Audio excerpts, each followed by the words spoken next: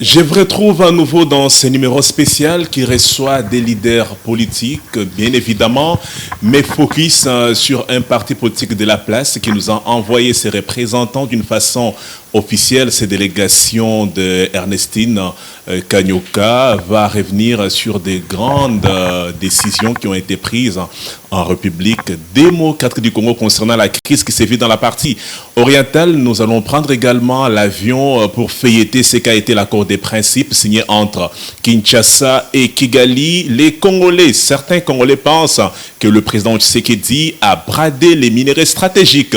Il avait répondu qu'il ne les fera pas.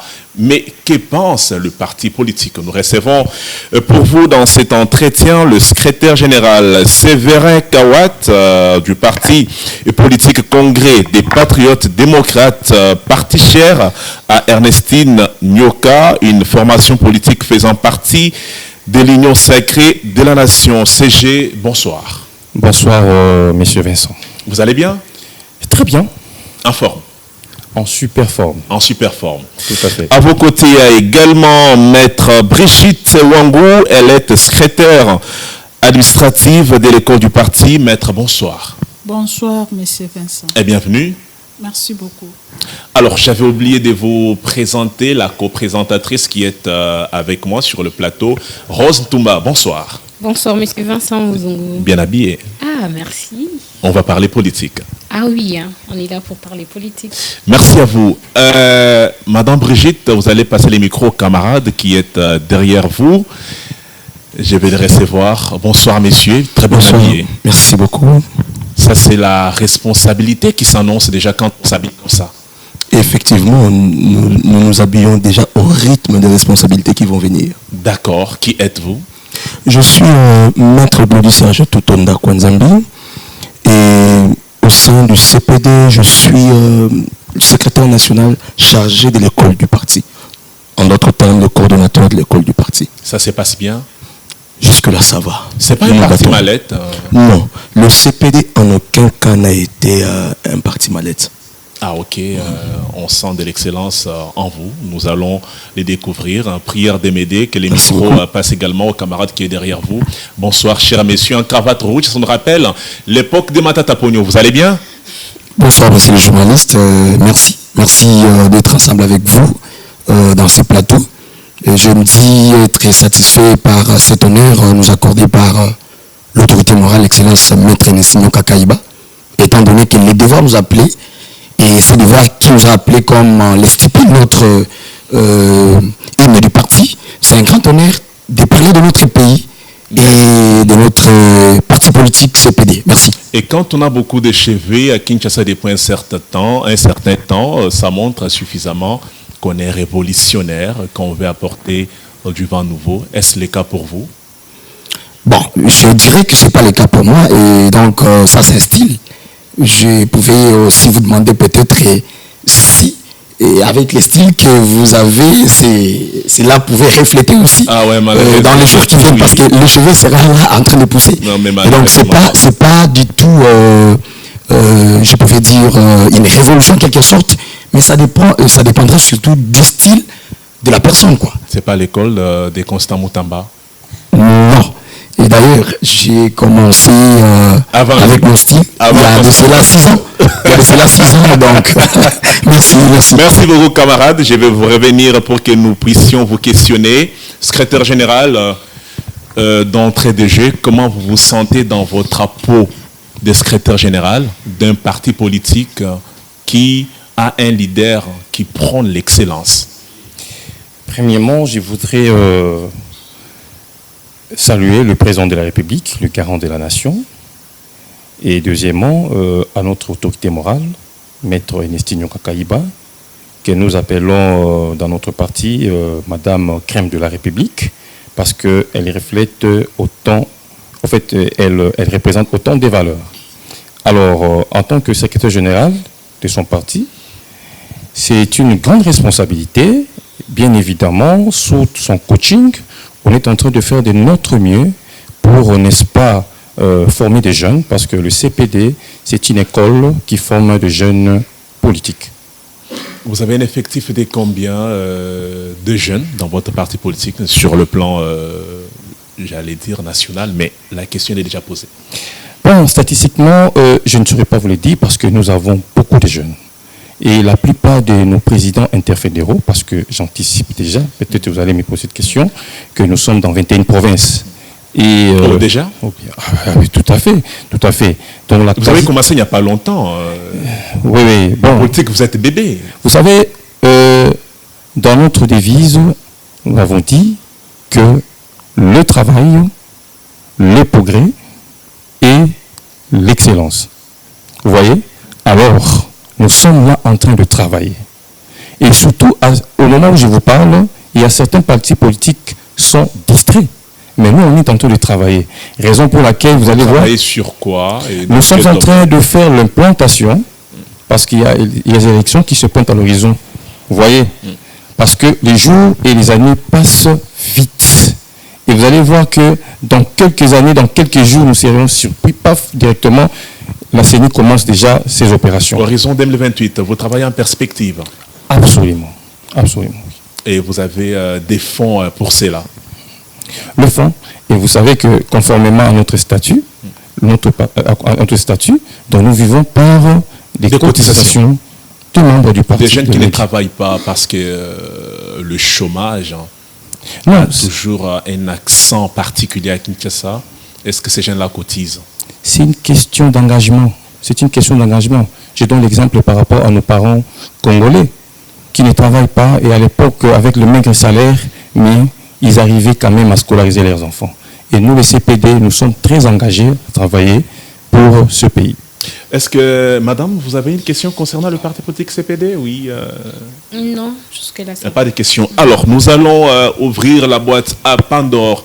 Ça s'est dit déjà sur toutes les lèvres que le président Tshisekedi est en mode de brader les minerais stratégiques.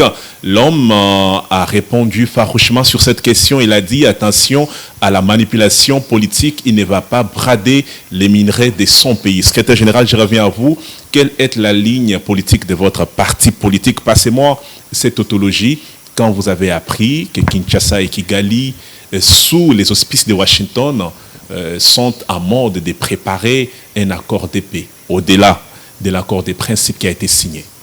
Bon, ce que vous devez savoir de prime abord, que nous, les CPD, nous sommes là pour soutenir et accompagner le président de la République dans ses actions. Étant les fils du pays, il a les ambitions pour le Congo. D'ailleurs, vous les sentez vous-même à travers sa politique étrangère qui est concentrée sur la diplomatie. J'aimerais encore signifier une chose.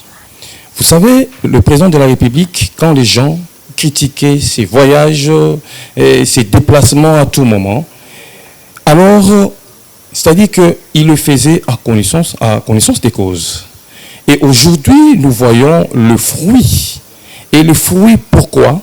Parce qu'il a trouvé une solution pour que la paix, n'est-ce pas, que nous cherchions depuis belle lurette.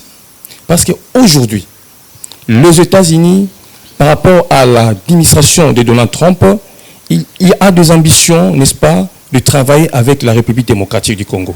Mais les États-Unis ne vont pas travailler avec un pays instable, avec un État qui a un problème de sécurité.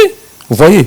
Alors, les États-Unis étant un État très puissant, il s'est mis, n'est-ce pas, en ébranle pour que la situation de la République démocratique du Congo devienne stable, et cela aussi a corroboré avec les ambitions du chef de l'État. Pardon, j'avais un chat dans la gorge. Vous pensez vraiment que cet accord des principes sous les auspices des USA soit les régulateurs de ce que nous avons comme mot qui nous mine dans la partie orientale? Bon, d'abord, cette déclaration de principe, c'est une boussole qui oriente vers les accords. C'est-à-dire que chacun va mener son contenu. Êtes-vous optimiste par rapport à cet accord des principes? Je n'ai pas de la poudre aux yeux. Nous avons confiance au chef de l'État, qui est le garant de la nation. Et avec l'art de la diplomatie, avec les tacts qu'il est en train de mener, nous allons aboutir à une solution positive. Oui, mais vous le dites, mais il y a une résolution qui a été prise au Conseil de sécurité récemment où on a demandé de cesser le feu entre les belligérants, mais sur le terrain, rien n'a été constaté. Vous avez toujours les parties du pays qui sont occupées illégalement par les rebelles. Nous sommes partis au niveau des Doha à Washington, mais rien n'a semblé avancer sur les terrains d'opération. J'aimerais vous dire une chose. Il y a un principe sacro-saint de relations internationales qui stipule que la guerre est aux États ce que la maladie était au corps humain. A contrario, la guerre, la paix est aux États ce que la santé est au corps humain. Cela revient à dire, la guerre est inévitable.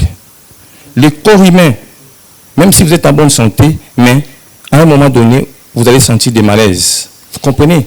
Et vous finirez toujours à être guéri. De la même manière aussi avec la guerre. La guerre peut venir à n'importe quel moment, mais on finira toujours par un accord de paix. Maître Brigitte Ouangou, je n'ai pas massacré votre nom. Alors, merci de tenir très bien votre micro. Est-ce que partagez-vous l'avis selon lequel la RDC va coopérer économiquement avec le Rwanda quand on sait que c'est un pays agresseur qui a toujours une très mauvaise posture, qui n'est pas honnête pour coopérer avec nous? Merci beaucoup, monsieur le Micro, soulevez votre micro. pour la question. Oui. J'aimerais dire ceci. La RDC a toujours cette bonne volonté de rester avec ses voisins. Le comble pour les Rwandais, c'est le fait que ces derniers a toujours manifesté une mauvaise intention. Si j'ai une bonne souvenance, je crois que l'accord que vante aujourd'hui notre pays, c'est bien bon, c'est un pas. Si et seulement si les Rwandais tiennent à ces codes de conduite selon lesquels la paix doit revenir dans son pays voisin. Ok? Ce qui importe jusqu'à ce stade, c'est les tensions ou la bonne foi qui doit se faire voir du chef du Rwanda. Sans cela, nous aurons encore des zones d'ombre. Voilà pourquoi nous devons avoir... C'est pourquoi... Mais si Kagame ne montre pas cette bonne foi, ne montre pas l'intention d'être respectueux des accords internationaux, qu'adviendrait-il au pays de Lumumba quand nous nous battons mordicus à avoir la paix, surtout dans des pays déchirés par les tensions? Merci beaucoup, messieurs les journalistes. À mon humble avis, j'estime que les problèmes du Rwanda, ça ne date pas d'aujourd'hui. Oui. C'est plus de 30 ans qu'il est dans ces manœuvres. Et ce n'est pas le premier accord qu'il a eu à signer. Il a déjà eu à signer plusieurs accords. Voilà pourquoi j'insiste sur l'intention. Si cette fois-ci, le Rwanda est animé de bonne foi, voilà, cet accord-là sera un bon code de conduite. Ça sera une règle que devra observer tous les deux pays pour mettre la paix dans l'est de notre pays. Merci beaucoup. Passez le micro à l'avocat qui est également derrière vous. Ça sera une bonne chose si le Rwanda manifeste la bonne intention, de telle sorte que la paix soit gagnée, non seulement à Kinshasa, non seulement au Congo, mais dans la sous-région. Maître, vous avez le micro. La question est la suivante. Les accords internationaux sont au-dessus de la loi fondamentale. Au cas où les Rwandais n'arrivaient pas à respecter ce qui est fait au niveau des États-Unis d'Amérique, quelle serait la posture des Congolais? Merci beaucoup pour la parole et pour cette question qui est fondamentale. Je sais que l'opinion publique et le Congolais en général cherchent un peu à savoir. Après la signature de tous ces accords, qu'adviendrait-il lorsque Kagame, le président Kagame ou bien le Rwanda ne respectait pas des engagements. Tout à l'heure ici, Maître Brigitte, notre collègue, vous a parlé de la volonté politique. Alors, lorsque l'on remarque qu'il n'y a pas de volonté politique dans le chef d'une des parties, il y a la contrainte qui arrive. Et le Congo devra contraindre M. Kagame pour arriver à respecter. Parce que nous avons vécu ces mésaventures pendant plusieurs années. Et cela doit cesser aujourd'hui. Et je crois que c'est le travail que le président Félix... Pour contraindre le Rwanda, que ferions-nous? Mais en fait, les négociations ou les règlements d'un conflit, oui, c'est fait à plusieurs étapes ou à plusieurs manières. Il y a le règlement pacifique par la diplomatie, mais il y a aussi le règlement militaire. Ok. Alors, si aujourd'hui on arrive à signer des accords et que Kagame n'arrive toujours pas à respecter ses engagements, mais il y a la voie militaire pour le contraindre. Et cette fois-là, il faudrait en découdre. Ah, vous parlez bien. Il y a une question qui turlupine également les questions des mots congolais sur le procès intenté à l'égard du président Kabila. Les gens voudraient savoir, n'est-ce pas contradictoire que nous voulions la cohésion nationale d'une part et d'autre part que l'on ait toujours les intentions de vouloir en découdre avec certains Congolais, Kabila notamment, en tant qu'ancien président de la République. Okay. J'aimerais dire à l'opinion publique que la cohésion nationale n'exclut pas la justice. Ça, c'est ce qui doit être, en tout cas, retenu. On ne peut pas parler de cohésion nationale s'il n'y a pas aussi réparation de préjudice. Si aujourd'hui, la justice arrivait à démontrer que M. Kabila était bel et bien, ou est bel et bien impliqué dans ces attaques terroristes du M23, M. Kabila devait répondre. Et non seulement M. Kabila, mais tous ceux-là qui sont dans le même groupe avec lui. Donc, comme je le disais, la cohésion nationale ne peut pas, d'ailleurs, à mon sens, la cohésion nationale passe aussi par la justice. Voilà ce que je peux répondre. Merci. Madame Toumba Rose, le secrétaire général est à vous. Ok. Monsieur le secrétaire, vous avez à vous actualiser un peu, non, sur ce qui s'est passé ces derniers temps et tout. On a vu le président, l'ex-président Obasanjo, oui, sur les sols congolais. L'ex-président nigérien. Oui, nigérien. Ils ont eu un entretien avec le président, bien que c'était en coulisses. Je ne sais pas si... Le président Tshisekedi, oui. Sur la question du dialogue. Oui, sur la question du dialogue. Je voulais juste savoir... votre avis. Votre avis, juste un petit.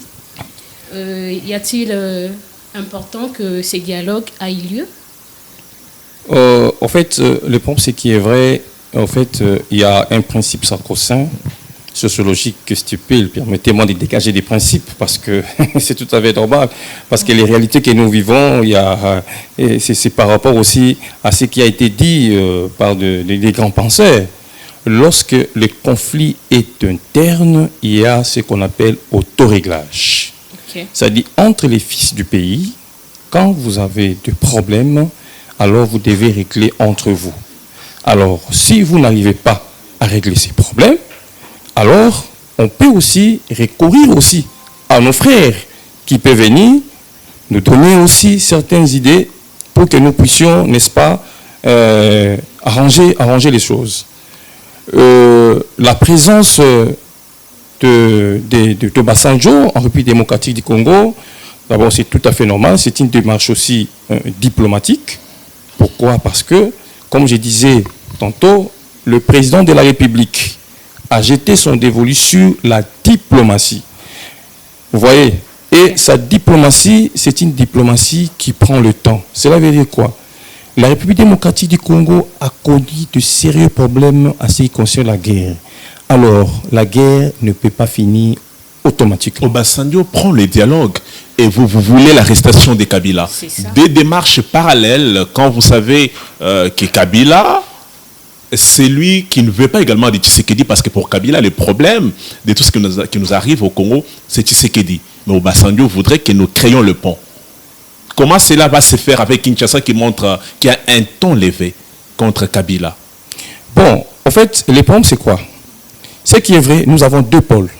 Nous avons le pôle de l'Occident et le pôle de l'Afrique. Vous comprenez? Le pôle de l'Occident, nous avons vu les États-Unis. Avec le Rwanda et... Oui, avec le Rwanda, vous voyez. Donc là, maintenant, c'est entre les fils du pays. Ce qui est vrai, comme qui dirait le président du parti, le problème de la justice. La justice peut intervenir, on ne refuse pas. Mais ce qui est vrai, le dialogue, c'est bien. Mais nous avons dans ces dialogues les démons et des anges. Vous comprenez? Okay. Permettons pour cette théorie. Alors, les fils du pays, la RDC, même la communauté internationale, ils le savent bien qui sont des démons et qui sont des anges. C'est pas un faux procès contre des gens qui ne sont pas encore identifiés comme tels, et c'est sur base de quelles données que vous qualifierez certains partenaires politiques des démons? Je vais vous dire une chose. On peut se dialoguer, on peut faire les dialogues entre nous, les fils du pays, mais il y a aussi les instances internationales qui s'occupent de ceux-là qui ont commis de bavures. Mais, madame, allez-y, sinon je risque d'enchaîner avec les questions. Oui. Lorsque on sous-entend, vous avez parlé de... Donc, finissez vos questions, parce que vous les avez mentionnées. Là-dessus. Oui. Vous avez parlé des démons. Donc, à ce qui relève que derrière ces dialogues, il y a un mystère caché, selon vous? Non, il n'y a pas un mystère caché. Ce qui est vrai, dans ces pays, nous avions connu autant de dialogues. Et ce que vous devez savoir, nous sommes au temps du président Félix Tshisekedi, qui est un très bon joueur en matière de la diplomatie. Vous comprenez? Oui. Et ces dialogues ici, moi je me dis une chose. Ça, c'est aussi un aspect qui m'échappait et qui me revient maintenant. Lorsque le Congo a été attaqué au niveau de l'Est République démocratique du Congo, et tout le monde gardait silence. Les gens n'agissaient que par des déclarations. Mais pour poser des actes, là, nous n'avons vu personne. Mais maintenant, quand les choses commencent maintenant à prendre des formes pour nous amener vers la paix, et là, nous avons maintenant des gens qui viennent vers nous. Même l'opposition ici, quand le président Félix a, n'est-ce pas, a initié c'était quoi? Les consultations nationales. Les consultations. Mais nous avons vu comment est-ce que l'opposition a refusé carrément. L'opposition a refusé. Mais l'UDPS également par le passé n'était pas d'accord avec les accords qui ont été proposés par la mouvance présidentielle. Donc, tous ces pays cachent sous le soleil. Allez-y. Comme je vous ai parlé, la théorie des anges et des démons, nous sommes dans le régime de Félix Tshisekedi, qui a la bonne foi. Ce n'est pas les dialogues comme les gens pouvaient dire, mais je suis en train de vous parler de la réalité.